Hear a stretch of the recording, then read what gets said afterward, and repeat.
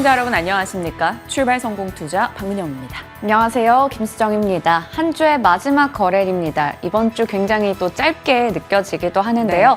뉴욕 증시는 우선 간밤에 고용시장이 아무래도 고용지표가 부진했다라는 부분들이 확인이 되면서 기술주들이 다시 한번 힘을 받아갔습니다. 이에 따라서 S&P 500 지수가 올해 최고치를 또 경신하기도 했는데요. 또 이러한 흐름들이 오늘 국내 증시에게는 하나의 긍정적인 요소가 되지 않을까 싶습니다. 네, FOMC에 대한 경계감에 시장에 많이 변동을 겪을 줄 알았는데 생각보다 이 걱정의 담벼락을 타고 잘 올라가고 있습니다. 지금부터 어떤 전략이 필요한지 또 주말을 앞뒀기 때문에 그를 감안한 내용들 같이 정리해 가도록 하겠습니다. 자, 어제 뉴욕장이 어땠는지, 국내장은 어땠는지 지금부터 같이 점검해 보시죠. 자, 어제 국내 증시 흐름은 코스피, 코스닥 모두 다 떨어진 채 거래를 마쳤습니다. 코스닥은 0.5% 정도 밀렸고요. 코스피도 0.2%의 하락이었죠. 어제는 이 수급상의 움직임도 감안을 해줘야 됩니다. 선물 옵션 동시 만기일이었기 때문이죠. 반도체, 배터리, 자동차 등의 시가총액 상위 종목 중심으로 외국인과 기관의 매도 물량이 나왔습니다. FOMC를 앞둔 경계감도 살짝 있었고요. 어제 장중에 이 증시 변동을 조금 키웠던 요인으로는 지정학적 리스크도 있습니다. 로이터 측의 보도가 있었죠. 중국의 비행기 37대가 대만 영공에 등장했고 대만은 감시 차원에서 같이 맞대응을 했다. 이 지정학적 리스크가 불거지면서 국내장의 변동이 살짝 더 있었고요. 반도체 동시효과 수급이 조금 눈에 띄었습니다. 장 마감 때 동시효과 때 이 삼성전자와 SK하이닉스로 강한 프로그램 매수 유입이 있었다라는 점도 눈에 띄었고요. 어제 반도체 쪽 이슈 등이 있었죠. SK하이닉스 238단의 4D 낸드 생산에 대한 이야기, 삼성은 HBM 8개 탑재한 패키징 내년에 생산한다라는 이야기 등도 들려오기도 했습니다. 그리고 산업부의 반도체 강대국을 만들겠다라는 의지, 정부 정책 이슈도 또 드러났고요. 우크라이나 댐 붕괴 관련한 이야기들로 테마성 종목들도 굉장히 많은 흐름을 보였습니다. 한마디로 사실 시총 상위주들로 이제 대형주의 매도 물량이 나오고 테마성 이슈, 재료 이야기가 많다 보니까 시장은 다소 어수선하게 느껴지기도 했습니다.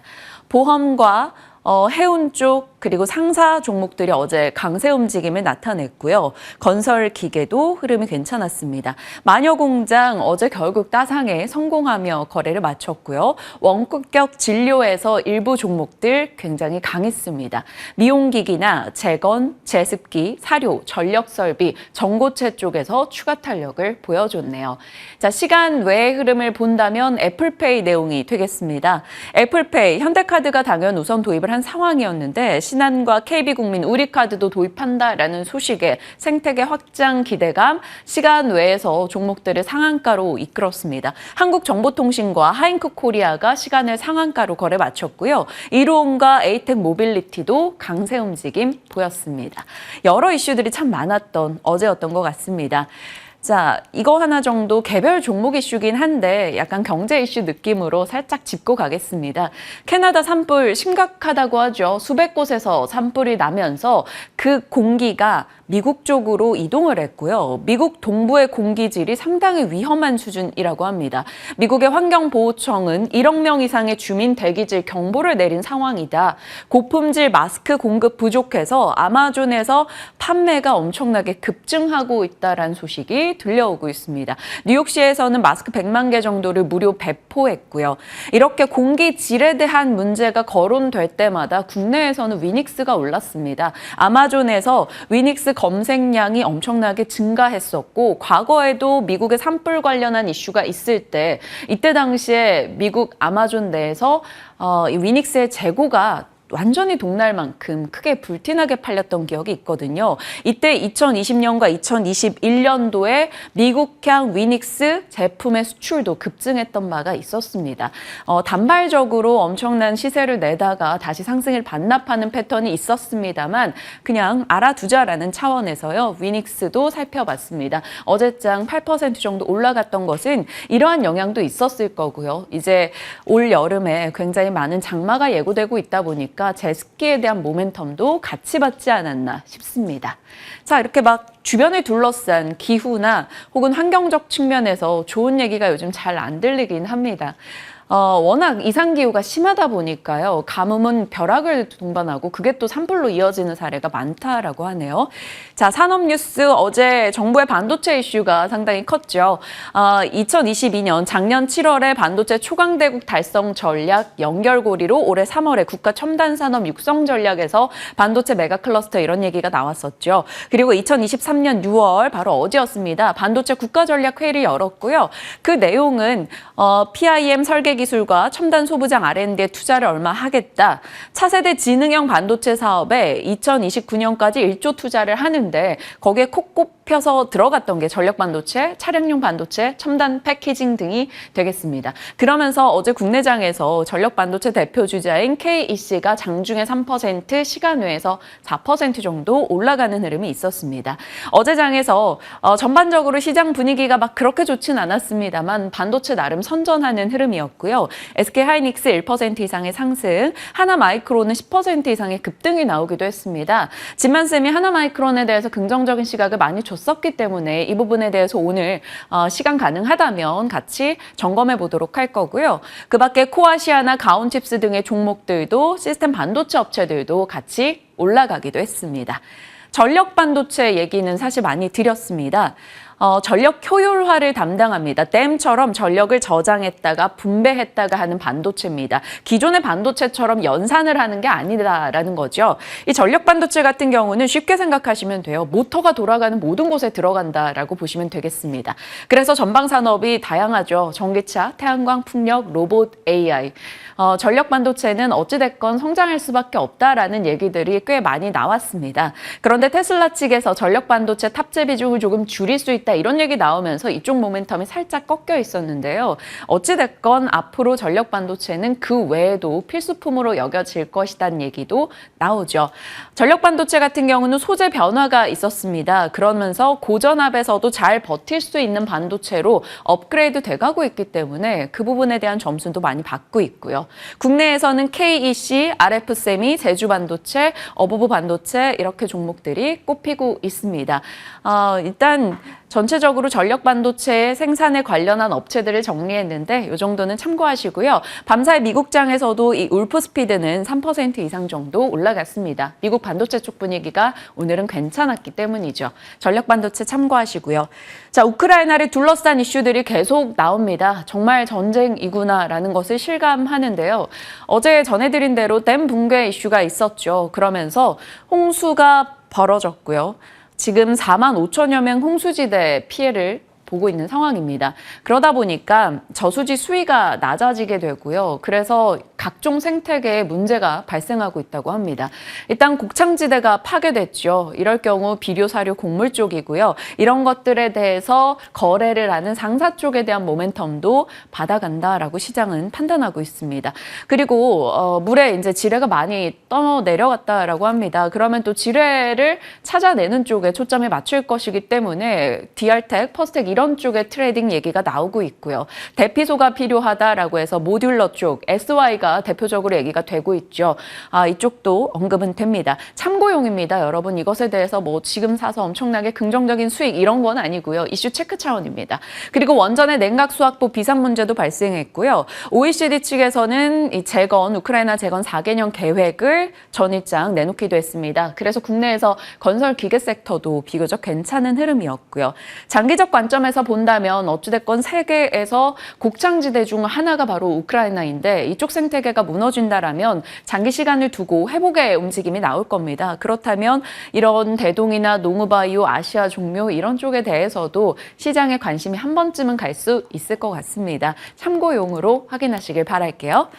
자, 우크라이나 이슈까지 정리했고요. 뉴욕장입니다. 뉴욕장 오늘 3대 지수 모두 올랐습니다.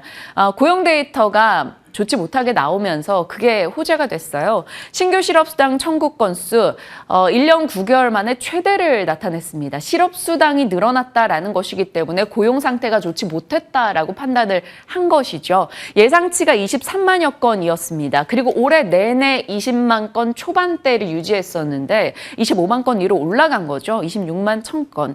보통 이렇게 고용이 악화되는 경우에는 고용에 대한 인플레가 진정됐다라고 보거나 경기 우려가 발생했다라고 보는데 오늘은 고용의 진정 쪽으로 초점이 맞췄습니다. 그래서 CNBC에서는 연준의 금리 인상 중단 기대감이 올라갔다라고 얘기했고요. 미국의 국채 금리는 하락했습니다. 그게 어제 밀려났던 기술주를 다시 반등으로 이끌었고요.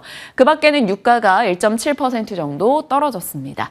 요즘 시장은요, 성장 빅테크 종목에서 경기 민감주로 갔다가 또 빅테크 쪽으로 갔다가 계속해서 로테이션 순환이 돌고 있습니다. 국내도 마찬가지고요. 그 과정 속에서 소형주 중심의 러셀 2000은 6월에 7% 정도 올랐죠. 오늘은 조금 내려간 채 마감이 됐습니다만 S&P 500은 2023년 올해 최고치를 찍기도 했습니다. 그러면서 강세장 진입 신호를 알렸는데 그와 동시에 공포 탐욕 지수는 이제 탐욕 구간으로 진입하기도 했습니다.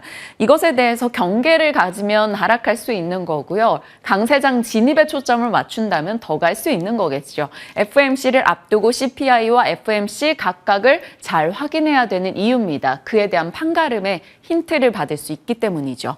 특징주는 테슬라입니다. 계속해서 올라가네요. 10거래 연속 상승이고요. 이슈는 많았습니다. 중국 상무부가 전기차 소비 촉진 정책을 내놓으면서 테슬라 전기차 판매량 늘어날 것이다라는 기대감이 있었고요. 스페인의 공장 건설 보도도 있었습니다. 사이버 트럭에 대한 생산 계획 기대도 등장했고요. 아마존은 웰스파고와 UBS에서 비중 확대 의견을 내면서 올랐고요. 카바나, 중고차 플랫폼 업체죠. 이익 급증으로 인해서 56% 하루 만에 폭등하기도 했습니다. 자, 이런 영향을 받아서 어제와는 조금 상반된, 어제는 반을 딱 대각선으로 갈라서 이쪽이 강했다면 오늘은 빅테크 성장 쪽이 강한 흐름이 나왔습니다.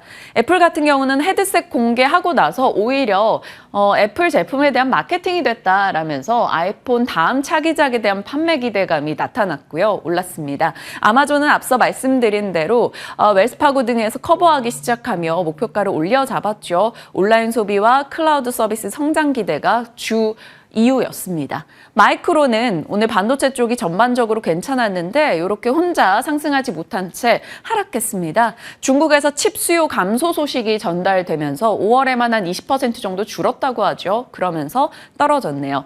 키워드로는 테슬라가 상승을 지속했다. 그리고 반도체와 AI가 회복했다. 전자상거래, 카바나나 아마존, 그리고 파페치 등에서 상승을 보이면서 올라왔고 상승률 상위로는 그쪽이 가장 강하기도 했습니다. 국내장에 영향을 줄 만한 내용들은 반도체와 또 테슬라 향 이슈가 되겠죠. 멈추지 않는 테슬라 계속해서 이슈가 더해지네요. 어제 여기까지 전해드렸고요. 오늘은 앞서 말씀드린 대로 중국과 또 새로운 공장 혹은 사이버 트럭의 모멘텀을 같이 받았습니다. 로이터 측에서 보도가 있었죠. 테슬라가 스페인에 6조 원 이상을 들여서 공장 건설을 고려하고 있다. 이런 식으로 이 테슬라가 공장 건설에 대한 얘기가 나오면 트레이딩 쪽에서 이렇게 관심을 받았습니다. 오늘은 KC가 여기에도 들어가 있네요. 참고용으로 체크하시길 바랍니다. 그 밖에 뉴스들도 꽤 많았어요. 일단 삼성증권에서 자동차에 대해 긍정의 리포트를 많이 내놓죠. 어제도 의견이 하나 나왔습니다. 최근에 완성차 업체들의 부진은 차익 실현에 대한 핑곗거리에 불과했다. 두 가지 이유로 밀려났는데 실적 피크아웃 우려 언제나 있었으나 늘 그 이상의 실적을 냈었다라는 겁니다. 그래서 걱정하지 말자라는 거고요. 미국의 도난 이슈는 이미 소비자 집단 소송에서 서로 합의가 끝난 부분이기 때문에 시와의 소송에서 그 이슈가 더 확대되진 않을 것이다라고 이야기 내놨습니다. 중요한 것은 자동차 섹터 6월 20일에 있을 CEO 현대차그룹의 인베스터 데이가 더 중요하다라고 콕 집어줬네요. 그 밖에는 삼성바이오로직스가 요즘 시간에 뉴스 자주 나옵니다. 어제는 미국 화이자 치료제 5천억 수주 소식이 들려왔는데 역대 최대 규모라고 하고요. 상반기에만 벌써 누적 수주가 상당하다라는 점.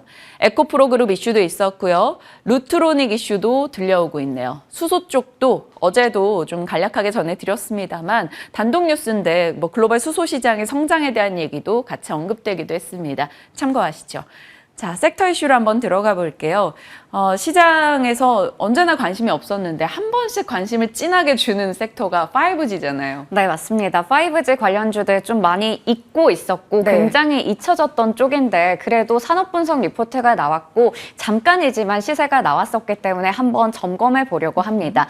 5G 관련주들에 대해서 이제 리포트를 좀 체크를 했는데 하나증권에서 김홍식 연구원이 낸 리포트를 봤고요. 잠시 후에 그 부분 보도록 하겠습니다. 먼저 시세부터 체크를 해볼게요. 5G 통신 장비주에 대한 이야기는 정말 오랜만에 다루는 것 같습니다. 그만큼 굉장히 소외가 되어 있었던 섹터이기 때문인데요. 아직까지 소외가 진행되고 있기도 하고요. 일단 어제장에서는 일부 종목들이 상승불을 켰습니다. 그 하루 전날에 목요일장에서도 5G 관련주들이 올라갔었거든요. 그런데 좀 대표적으로 우리가 알고 있는 종목들보다는 다른 종목들이 좀 더 많이 올라간 것 같습니다. 그래도 솔리드가 지금 상승세를 좀 계속해서 이어가고 있다라는 부분이 눈에 띄었고요. 일단 지금 새롭게 나온 뉴스를 하나 보자면 유럽연합에서는 5G 통신망 쪽에서 중국의 화웨이 장비를 사용하지 못하게 의무적으로 금지를 하는 방안을 검토하고 있다라는 내용들이 외신을 통해서 나왔습니다. 이 부분들은 앞으로 아무래도 국내 5G 관련주에게는 그래도 하나의 긍정적인 요소가 되지 않을까 싶은데요. 5G 관련주들이 시세를 계속해서 이어갈 수 있을지 그 부분이 좀 궁금해집니다. 우선 국내에서 5G 가입자는 이미 3천만 명을 돌파했습니다. 지금 보시는 것처럼 3월에 2,960만 명으로 전월 대비해서 크게 늘어났어요. 47만 명이나 증가했었고 4월 말 기준으로 봤을 때 이미 3,000명을 돌파했습니다. 공이 하나가 더 들어가 있네요. 저 부분 빼야 할 것 같습니다. 네, 이미 이렇게 3천만 명을 넘어선 상황이고 지금 SKT나 KT, LG, U+ 등등을 봤을 때도 5G 가입자 수가 계속해서 늘어나고 있다라는 부분은 분명히 긍정적으로 볼 수 있습니다. 하지만 지금 여기 이 그래프를 보시면요. 5G 순증 가입자, 그러니까 순수하게 늘어난 그 가입자 수가 좀 더 중요할 것 같은데 꾸준히 감소하고 있습니다. 이 감소 추세가 지속이 되고 있는데 2월에 58만 명에서 3월에 47만 명, 그리고 4월에는 42만 명까지 뚝뚝 떨어지고 있습니다. 7월 들어서 물론 삼성 쪽에서 이제 신형 핸드폰이 나오면서 그런 부분들에서 5G 가입자가 또 늘어날 수 있다라는 기대를 해볼 수는 있겠지만 그래도 올해 통신 3사의 5G 순증 가입자 수가 600만 명을 찍기는 쉽지 않을 것이다라는 전망이 나오고 있고요. 이렇게 된다면 올해 연말 이후에는 이동전화 매출액이 좀 정체될 수 있다. 이동통신 3사의 주가도 좀 부진할 수 있다라는 우려도 나올 것으로 보이는 상황입니다.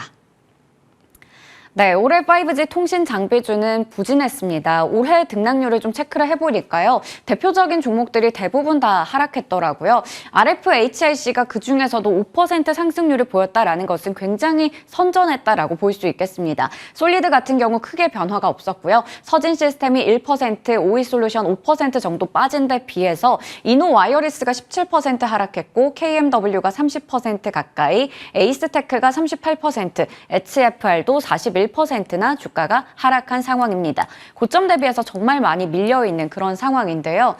그렇다면 긍정적으로 볼 수 있는 것은 없을까요? 지금 주요국들의 5G 시장에 대해서 현황을 체크해 보려고 합니다. 미국에서는 AT&T나 버라이즌도 주가가 많이 하락했지만 이를 비롯해서 그래도 미국의 통신사의 캐펙스가 나름 지난해 수준을 유지하고 있다라는 부분에서 봤을 때는 올해 사실 굉장히 좀 급감할 것으로 예상을 했었는데 그 부분 대비해서는 좀 양호하다라고 해석할 수 있겠고요. 일본 시장 같은 경우 지난해 굉장히 좋았었는데 올해는 다소 주춤하다라는 부분은 좀 아쉽다라고 볼 수 있을 것 같습니다. 하지만 인도 쪽에서는 벌써 아웃소싱 업체들이 원자재를 구매하는 등 당초 예상했던 것보다 시장이 굉장히 빠르게 개화하고 있습니다. 인도의 최대 통신사인 바티 에어텔에서 5G 투자 규모를 계속해서 늘려가고 있기 때문인데요. 이렇게 된다면 국내 장비사들도 하나의 호재로 이걸 받아들일 수 있게 됩니다. 2023년 4분기에는 국내 장비사 일부에서 인도 매출도 더해질 것이다라는 이야기를 하나증권에서 내놓고 있었습니다. 네, 그리고 하나 또 이제 기다리고 있는 여러 가지 모멘텀들이 있는데 과학기술정보통신부에서 6월 말에 주파수 할당 공고를 할 예정입니다. 예상했던 것보다 빨리 좀 발표가 될 것으로 보이는데요. 28GHz 주파수 할당과 알뜰폰 지원 방안들이 발표될 예정이라고 합니다. 일단 올해 4분기에 예상이 되고 있는 주파수 경매에도 투자자들의 정말 관심이 높은 상황인데요. 여기서 28GHz 대역이 다시 나올 가능성이 높은데 이게 다시 나오게 된다면 굉장히 베스트다라고 볼 수 있겠고 그게 아니라 뭐 3.7이라던가 5GHz, 7GHz 대역의 주파수 할당이 공급될 가능성도 있는데 이게 나오더라도 하나의 기회 요인이다라고 볼 수 있겠습니다. 결과적으로는 이 국내 주파수 경매 자체가 네트워크 장비들에게는 하나의 호재라고 볼 수 있겠습니다. 네, 하나증권에서 산업분석 리포트가 나왔는데 제목이 이거였습니다. 살만한 종목이 없다면 5G 장비주를 추천한다라는 내용이었는데요. 지금 경기 침체라던가 한중 관계 우려 때문에 뭔가 지금 뭐 주가 부담 때문에 살만한 종목이 없다. 내 종목은 왜 이렇게 안 오르지? 라는 그런 좀 부정적인 생각들이 든다면 이럴 때 좀 소외되어 있는 5G 장비주를 보는 게 어떠냐라는 내용이었습니다. 일단 솔리드나 RFHIC나 이노와이어리스 같은 대표적인 종목들에서 그래도 나름 실적이 확실하게 회복 구간에 들어가는 모습이 보이고 있다. KMW 같은 경우 장기적으로 실적이 개선될 것이다 라는 부분들을 봤을 때는 5G 장비주에게 나름 우호적인 환경이 조성되고 있다라고 볼 수 있겠고 장비 업종에서는 최선호주로 솔리드, 관심 종목으로는 RFHIC를 제시했습니다. 그리고 통신 서비스 업종에서는 아무래도 주가의 상승률이 그렇게 크게 나타나기는 어려울 것으로 보이기 때문에 목표 수익률을 좀 짧게 잡고 단기적으로는 SKT 위주로 매수를 하고요. 그리고 7월에는 LG U+를 매수하고 KT는 비중 축소를 하는 것이 좋겠다라는 내용을 밝히고 있었습니다. 여기서 관심 종목인 RFHIC에 대해서 리포트가 그 전에 먼저 나왔었는데요. 이게 나오면서 목요일장에서 RFHIC가 장중에 8% 강세를 보이기도 했습니다. 이제 매수할 때가 된 것 같습니다라는 제목의 리포트였어요. 첫 번째로 올해 분기별로 실적이 계속해서 뚜렷하게 개선이 될 것이다라는 기대감을 내세웠습니다. 지금 초고주파 시대에 맞서서 전력 반도체 부문에 있어서 올해 3분기에는 여기에 투자를 했던 게 확실하게 성과가 나타날 것이다라는 이야기를 했는데요. 3분기에 확실하게 매출과 영업이익이 크게 늘어날 것으로 보이는 상황입니다. 올해 1분기에도 실적이 양호했었는데 그거 대비해서 더 많이 늘어날 것으로 기대하고 있고요. 지금 삼성 이외에도 노키아로도 매출처가 확대되고 있고 미국 시장에 본격적으로 침투를 하고 인도 시장에도 진입한다라는 여러 가지 모멘텀들을 봤을 때는 이 종목에 대해서 투자 의견 매수를 제시했고요. 목표 주가는 아직 2만 원대인데도 아직 현재 주가가 2만 원대인데도 불구하고 목표 주가를 6만 원으로 유지한 상황입니다.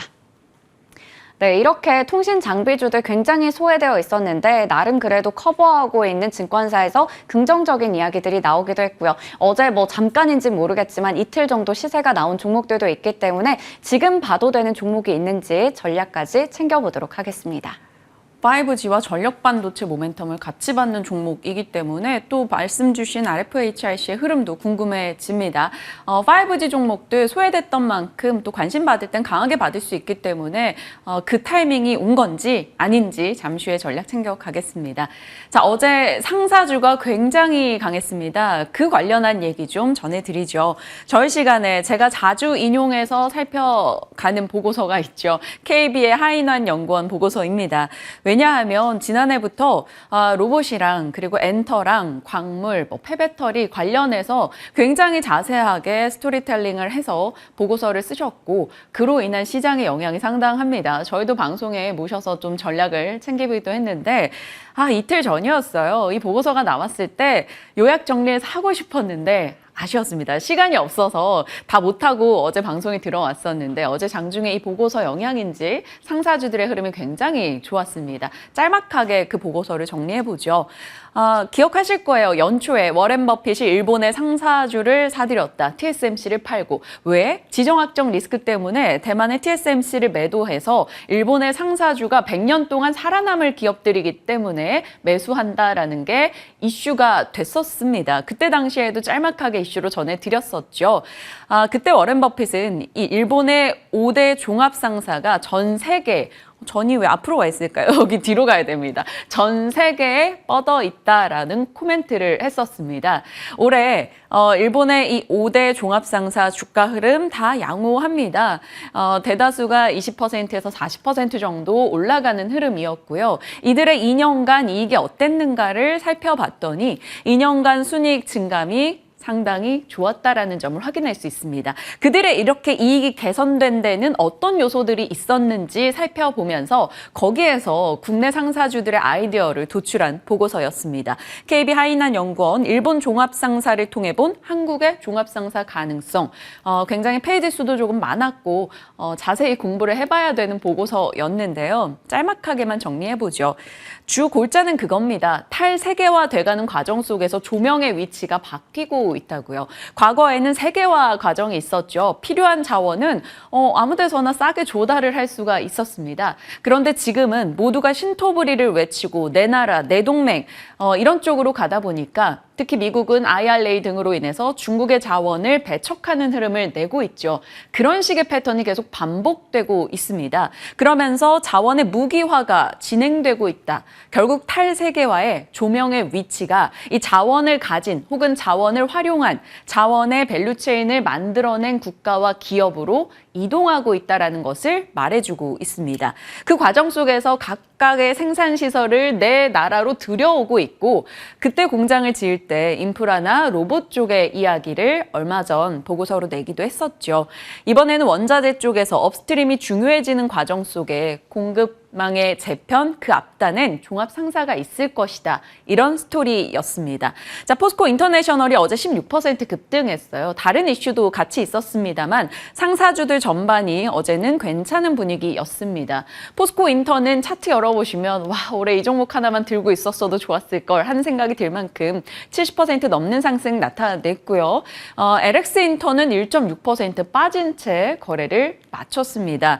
올해 흐름을 놓고 봤을 때는요. 그래서 일각에서는 LX 인터도 지금 매력적이지 않을까라는 얘기도 꺼내놓고 있습니다. 이 보고서에서 말하는 건 그렇습니다. 일본에서 찾아보는 힌트. 일본 상사는 일본의 상사맨이라는 대표적인 상징 멘트가 나올 만큼 역사가 깊죠. 150년 역사를 갖고 있습니다. 그런데 이 5대 종합 상사 업체들이 2010년도 때부터 비자원 부분의 투자를 본격화했고 사업이 다각화됐습니다. 그러면서 이익이 올라가는 흐름이 나왔다라는 거죠. 그걸로 이익의 안정성을 꾀했고 각 기업의 그룹의 밸류체인 내에 수직 계열화를 만들어가면서 이익의 질적 개선을 꾀했다라는 겁니다. 그런데 최근 들어서 우리가 그런 흐름이 나오고 있다라고 보고서는 얘기하고 있습니다. 이 일본 종합상사들의 변화하는 그들의 투자 계획을 보면 공통적으로 친환경과 천연가스, 광물에 투자를 하고 있었다라는 거고요. 그런 투자와 사업 다각화가 이뤄졌던 시기에 일본 종합상사의 이익이 빠르게 늘어난 것을 확인할 수가 있다라는 거죠. 그래서 그 시기를 지금 우리가 밟아가고 있기 때문에 상사주를 주목하자라는 거였는데 대표적으로 포스코 인터내셔널 보시면 에너지 쪽을 보실 때 업스트림, 미드스트림, 다운스트림이 있죠. 업스트림은 시추하는 쪽, 미드스트림은 운송시키고 마지막 다운스트림은 소비자에게 전달하는 쪽입니다. 이런 쪽에 모두 수직 계열화를 나가고 이쪽 모두의 사업 다각화를 꾀하고 있다는 겁니다. 포스코 인터내셔널은 예를 들면 LNG 쪽, 가스전과 터미널, 발전 모두 다 사업을 늘려나가고 있다는 거죠. 본인들만으로 다 가능하게 하고 있기 때문에 탈세계화에서 주목을 받을 만하다라는 내용이었습니다. LX 인터도 마찬가지인데요. 최근에 사업 다각화가 나오고 있어요. 업스트림 쪽에서는 니켈을 필두로 해서 인도네시아 시장을 주목하고 있는 상황이고요. 사업을 영역을 넓혀나가고 있습니다. 그리고 다운스트림 쪽에서는 친환경 발전과 소재 쪽으로 확보를 해나가고 있어서 이런 식으로 국내 상사주 주목해보자 이렇게 볼 수 있겠습니다. 자, 그리고 또 하나가 이거죠. 경기 반등도 기대한다라는 겁니다. 지금 경기 반등에 대해서는 거의 반반입니다.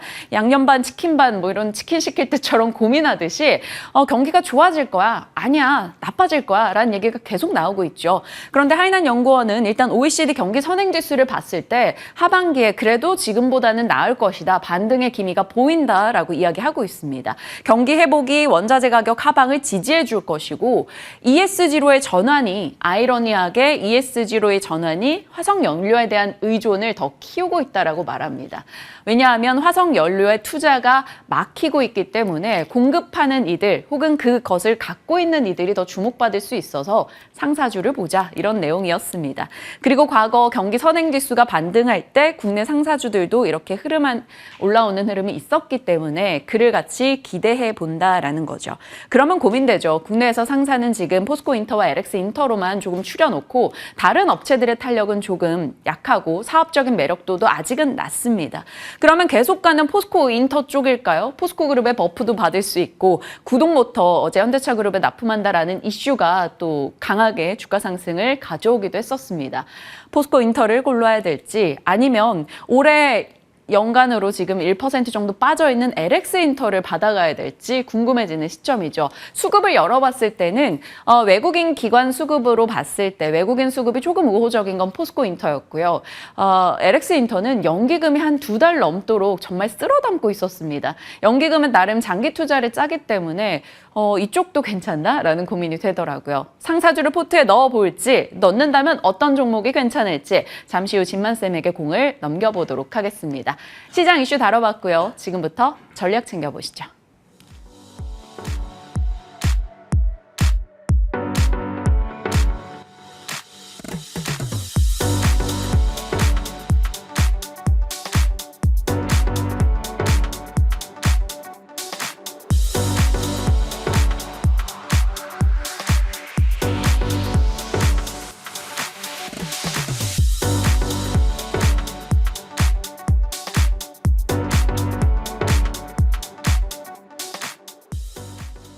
시장을 어떻게 바라봐야 될지 진만쌤과 전략 챙겨봅니다. 어서 오세요. 네, 안녕하세요. 네, 사실 뭐 시장에 대해서 계속 너무 걱정하지 말라라고 말씀을 주셨는데 정말 잘 나름 버티고 있는 뉴욕장 국내장입니다. 조정은 약하게 오를 때는 그래도 탄력이 좀 강하게 올라가 주는데 시장에 대해서 이제 주 마무리하는 금요일이니까 전략 주세요. 네, 어제는 반은 맞췄는데 또 반은 틀렸더라고요. 그래서 어제 사실 이제 2차 전지 쪽으로 해서 수급이 좀 돌 것으로 예상이 좀 됐는데 이런 부분들이 사실 이제 오전장 정도는 조금 2차 전지 쪽이 괜찮았는데 오후 정도에 또 반도체 쪽에 좀 수급이 들어오면서 어제 계속적으로 이제 뭐 여러 가지 채널을 통해서 괜찮다고 뭐 사실 수급이 내만여의 날임에도 불구하고 매도세가 거세기보다는 그래도 일단은 뭐 약간의 조정폭 내에서 왔다 갔다 했던 것 같다라는 그런 말씀을 드렸던 것 같고요. 이런 부분들이 오늘도 이어질 것 같습니다. 이제 뭐 테슬라가 뭐 긍정적인 코멘트와 함께 계속적으로 지금 상승을 하고 있기 때문에 국내 2차 전지 어제 또 매수를 하셨던 분들께서는 장 초반 정도 해서 또 이제 또 괜찮은 좀 수익률을 거두실 것 같고요. 그렇게 된다라고 하면은 그 여러 가지 밸류 체인 내에서 혹은 이제 뭐 리튬 테마 그다음에 다시 이제 어제 살짝 쉬어갔었던 테마들이 또 다시 오르게 되면서 이런 부분들 오늘 금요일장이지만 적어도 오전장까지는 뭐 긍정적인 수급 그다음에 여러 가지 낙수 효과까지 기대해 볼 수 있다라고 좀 코멘트 드릴 수 있을 것 같고요.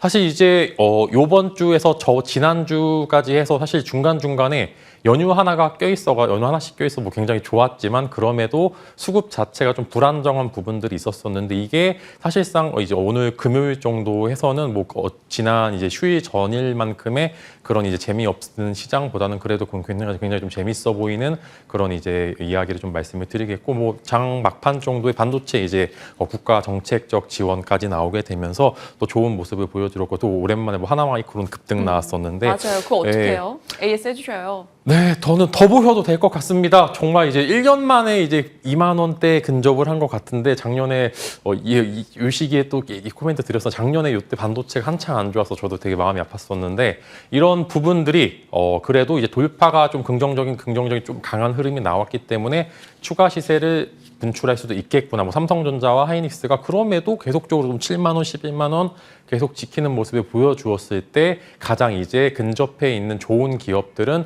뭐 추가적인 시세까지 가능하다라는 이야기 드리면서 오늘 전반적으로 반도체도 나쁘지 않을 것 같고 2차 전지도 괜찮을 것 같고 이제 오늘 시장을 좀 즐기셔도 될 것 같고 그다음에 그 안에 여러 가지 테마성 이슈들까지 뭐 긍정적으로 지켜보시면서 오늘 하루는 좀 즐기셔도 될 것 같습니다. 전반의 시황에 대해서 긍정의 시각을 계속해서 확인해주고 계시고요. 오늘 또한 마찬가지입니다. 진만쌤 보통 이게 매너가 있어요. 보통 남성분과 여성분이 같이 서 있을 때는 이렇게 한 발 뒤로 가시면 안 됩니다. 저희 아. 라인을 좀 한 발 나와 주십시오. 나왔습니다. 네. 제가 계속 신경이 조금 쓰였네요. 자, 그 자리가 또 조명을 잘 받는 자리라고 네. 해서 이제 자, 다음 섹터 질문으로 가겠습니다. 5G요. 5G 쪽은 이게 갈 때 과거의 그 영광을 기억하신 분들이 있어요. 5G 전성시대가 있었잖아요. 그래서 계속 그 미련이 있단 말이죠. 이제 5G가 가면 그렇게 가주나? 라는 이렇게 촉각을 곤두세우긴 하는데 이미 그런 시절은 다시 돌아오지 않을 것 같은 여러 번의 배반을 당하기도 했습니다. 5G는 언제쯤 관심을 받을까요? 네, 제가 19년도에 이제 아마 5G가 되게 19년도, 20년도에 굉장히 핫했었고 그때 정말 엄청나게 급등했던 주가가 정말 이제 바닥에 바닥, 그다음에 지하실까지 계속 뚫고 나와서 사실 그때 주가를 회복하기는 정말 쉽지 않아 보이는데 지금도 사실 항상 이제 5G 같은 경우에는 뭐 하루 이틀 정도 한 5에서 7%대 상승 나왔다가 그다음에 다시 주저앉아서 본디 이제 본디 이제 주가로 좀 회귀하게 되는데 아무래도 너무나 실적이 안 찍히고요. 이연대에 있는 여러 가지 투자들이 결국에는 이제 뭐 28GHz 관련돼서 투자가 이루어지지 않았기 때문에 또 한 번 다시 주저앉게 되는 즉 이제 국내 모멘텀은 이제 5G 같은 건 거의 소멸이 되어 있다라는 그런 말씀을 드리고 이제 뭐 사실 뭐 6G 얘기도 또 나오기 있는데 사실 5G 이제 핸드폰도 쓰고 계신 분들 많으시지만 그럼에도 여전히 불편함을 호소하시는 분들도 많고 있기 때문에 뭐 다음 세대로 넘어간다 하더라도 이게 뭐 얼마만큼의 긍정적인 이야기야 뭐 기대감을 가질 수 있겠지는 모르겠지만 적어도 국내 모멘텀을 추가적으로 찾아보기는 힘들다. 그래서 해외 모멘텀이 그래도 있는 종목들 혹은 이제 최근에 또 오이솔루션 같은 경우 이제 뭐 마웰 테크놀로지 관련된 뭐 여러 가지 이슈들로 인해서 즉 국내 이슈보다는 해외 이슈가 여러 가지 있었을 때 주가의 탄력성은 꽤나 잘 나타나고 있다는 그런 말씀을 드리겠고 이제는 5G 같은 뭐 실적 모멘텀이 있는 종목들도 있겠지만 지금은 그런 해외 모멘텀이 있는 기업들 위주로 좀 컨택을 해 보시는 게 좋을 것 같다라는 말씀을 드리겠고 네. 마찬가지로 엄청나게 이제 섹터 자체의 이제 뭐 전반적인 이제 대세 상승을 이야기하기보다는 일단 15% 내외의 상승이 나왔을 때는 매도를 해 보시는 그런 즉 이제 또 조용할 때 이제 한번 사 보셨다가 그 다음에 시끄러울 때 이제 매도를 하시는 전략 계속적으로 사용해 보시면 좋을 거고 지금은 조용할 때라고 좀 생각을 하고 있어. 즉 이제 매수해도 부담이 없는 자리다 이렇게 좀 코멘트 드리면서 기대 수익은 낮추되 관심은 가질 법하다. 네, 그죠. 사실 지금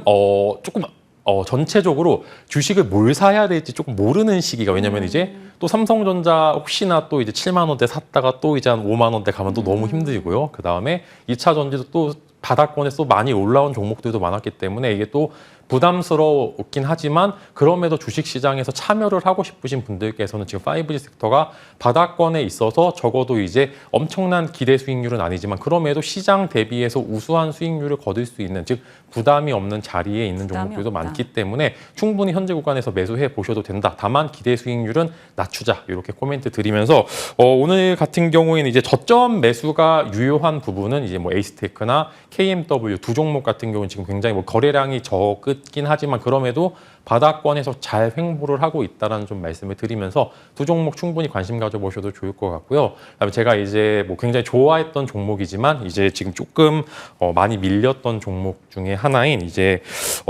HFR 같은 경우 이제 조금 여러 가지 수주들이 좀 뒤로 연기가 되면서 단기적으로 좀 급락이 나왔었는데 해외 모멘텀을 찾아보기에는 이제 HFR만한 종목이 없다는 그런 이야기. 즉 이제 주가의 상승세를 조금 더 탄력적으로 갖고 가지고 싶으신 분들께서는 현재 구간에서 충분히 분할 매수하기 좋은 시각이다. 근데 나머지 또 단기 모멘텀 조금 있는 종목은 이제 오이솔루션이다. 이렇게 말씀을 드리면서 전반적으로 한 번 정도는 손을 대봐도 되는 시기고요. 그렇게 부담이 없는 자리다. 이렇게 정리를 해드릴 수 있을 것 같습니다. 비중은 적게. 네, 비중은 사실 사실 어느 정도 괜찮아서 저는 비중을 조금 늘려도 되는 시기다라고 말씀을 드리고 네. 너무 적기보다는 지금 사실 뭐 현금이 조금 확보가 되신 분들 혹은 이제 최근에 또 삼성전자 뭐 7만 원 가니까 이제 개인 투자들 많이 팔시더라고요. 조금 여유가 있으신 분들께서는 부담이 없는 자리이기 때문에 적은 비중보다는 조금 더 비중을 늘려서 하셔도 될 것 같다. 이렇게 정리하면 좋을 것 같습니다. 네. 5G에 대한 얘기 살펴봤고요. 뉘앙스 잘 파악하셨으리라 믿습니다. 자, 그리고 상사주에 대해서 가볼게요. 제가 말하긴 좀 민망했는데 그래도 시청자분이 얘기를 해주셨어요. 포스코인터 박앵커가 4월에 긍정적인 거 소개해주지 않았냐. 그런데 포스코인터 좋은 흐름이 나왔어요. 근데 상사주 관심 가져라 해서 하이난연구원 보고서 보면 막 관심 가져야 될 것 같은데 차트로는 포스코인터 좀 부담스럽단 말이죠. LX인터가 더 매력적이에요? 아니면 가는 포스코인터예요? 네, 사실 그때 이제 저도 기억은 나는데 기억. 예, 그 이제 잠깐 이제 코멘트 달라고 이제 급하게 이제 물어보셨었는데 둘 다 이제 좋은 타이밍에 물어봐 주셨고 저도 그때 포스코 인터내셔널 같은 이제 상사주 긍정적인 코멘트 드렸는데 사실 저도 못 샀습니다. 아쉽긴 합니다. 굉장히 이제 저거 하나만 샀었어도 이제 등이 좀 따뜻했었을 것 같은데 사실 이제는 주가의 급등의 유무로서 이제 기업의 밸류를 평가하는 시기는 조금 지난 것 같고요.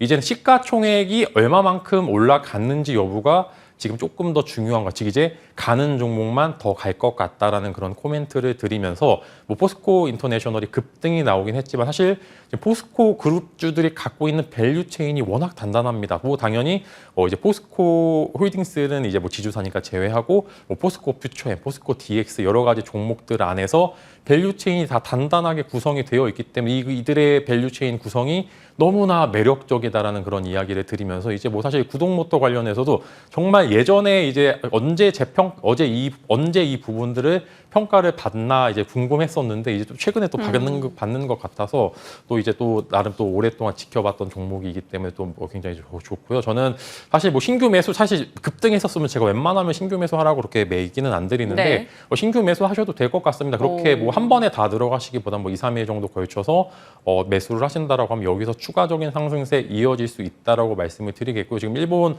종합상사주들이 굉장히 좋은 것처럼 국내도 마찬가지로 지금 2차 전지가 지금 이제 수출 데이터의 어느 정도 일부분들을 계속적으로 차지를 하고 있기 때문에 이런 원자재 관련된 이슈들 지금 뭐 사실 여러 가지 지금 나오고 있는 한국의 테마성 이슈들도 보시면은 자원 무기와 관련돼서 어떤 밸류 체인을 갖고 있는지가 시장에서 굉장히 중요하게 평가를 하게 되는 시기인 것 같습니다. 그래서 상사주들이 갖고 있는 매력도는 시간이 가면 갈수록 조금 더 늘어날 수 있다는 그런 말씀을 드리겠고 사실 뭐 LX 인터내셔널도 굉장히 좋은 종목이긴 하지만 저는 포스코 그룹주들이 갖고 있는 매력도는 시간이 지나면 지날수록 현재보다 조금 더 올라갈 수 있다라는 그런 이야기와 함께 뭐 LX 인터내셔널도 충분히 신규 매수도 가능하지만 달리는 말에 올라타셔도 될 것 같다라는 이야기를 드리면서 포스코 인터내셔널을 최선호주로 말씀을 드리도록 하겠습니다. 알겠습니다. 뭐 저희 함정남 차장님도 그렇고 진만쌤도 그렇고 포스코 그룹주에 대해서 계속적인 긍정의 시각을 확인해주고 계시네요. 자, 이제 진만쌤 픽으로 가겠습니다. 2차 전지 장비주 조용히 강할 것이다. 옛날에 이런 광고 문구 봤던 기억이 있는데 네. 자동차 조용 소리 없이 강하다. 그죠? 네.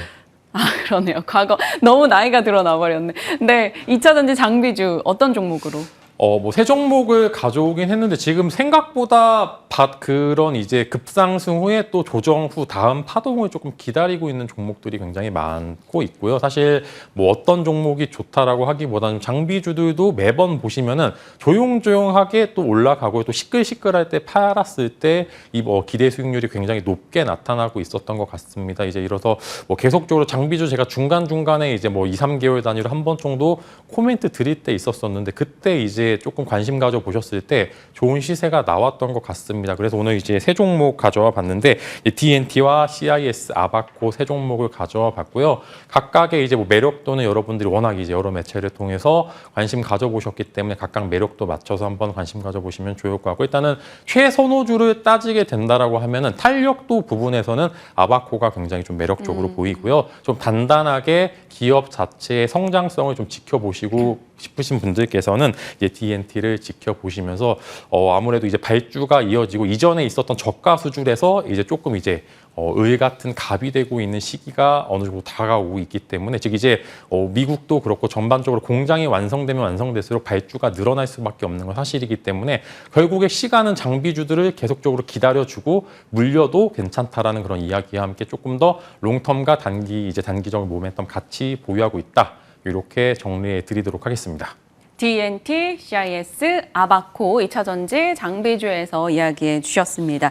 AS 하고 싶은데 시간이 안 될 것 같았는데 하나만 할게요. 뷰노요. 네. 저희 뭐 루닛은 그때 이익을 좀 챙겨보자 이렇게 의견 주셨던 걸로 기억하고 뷰노 같은 경우는 또 어제 강하게 올랐잖아요. 뷰노 들고 있으신 분들 어떻게 해요? 네, 몇 분 뭐 많이 이제 가끔 코멘트 주시는 것 같더라고요. 이제 뷰노 찾는데 잘 이제 수익 나고 있다라고 말씀을 드렸는데 어제 종가 정도에 또 이제 관련돼서 또 이제 의료 AI 관련된 여러 가지 기사들이 나타나고 있기 때문에 추가적인 시세 기대해 보면서 루닛이 가면은 뷰노도 당연히 갈 수밖에 없습니다. 그래서 둘의 상승세를 조금 더 지켜보셔도 될 것 같습니다. 네, 오늘 9시부터 또 소통하는 시간이 있다고. 네, 공개 방송 진행될 예정이고 굉장히 오랜만에 하는 것 같은데 이제 좀 감기 기운이 있어서 목이 조금 아프긴 하지만 그럼에도 이제 6월 또 FOMC가 또 굉장히 중요합니다. 이번에 또 동결 관련된 이야기로 해서 또 이제 어느 정도 기대감 있는 상황에서 의외로 또 소외주 갖고 계신 분들께서는 또 재미가 없다라고 이제 많이들 표현을 하시더라고요. 네. 그래서